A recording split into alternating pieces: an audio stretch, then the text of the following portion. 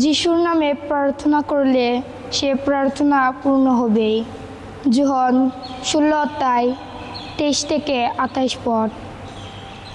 সেদিন আমাকে তোমরা আর কোনো প্রশ্নই করবে না।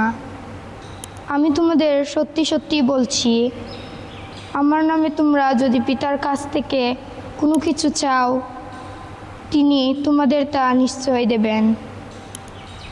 এ পর্যন্ত আমার নামে তোমরা তো কোনো কিছুই চাও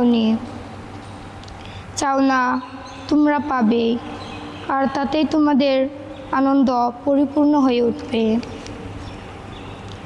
এইসব কথা আমি তোমাদের নানা রূপক দিয়েই বললাম, কিন্তু এমন সময় আসছে যখন আমি আর রূপক দিয়ে কথা বলবো না, বরং স্পষ্ট সোজা ভাষাতেই তোমাদের কাছে পিতার কথা জানাবো। সেদিন যা চাইবার তোমরা আমার নামেই চাইবে। অবশ্য আমি এই কথা বলছি না যে তখন আমি তোমাদের জন্যে পিতার কাছে প্রার্থনা জানাবো।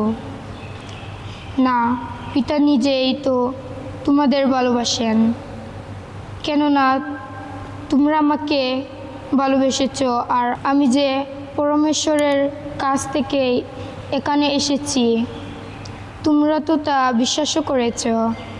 হ্যাঁ, আমি এসেছি পিতারই কাছ থেকে, এসেছি এই জগতে, আর এখন আমি এই জগৎ ছেড়ে চলে যাচ্ছি পিতারই কাছে।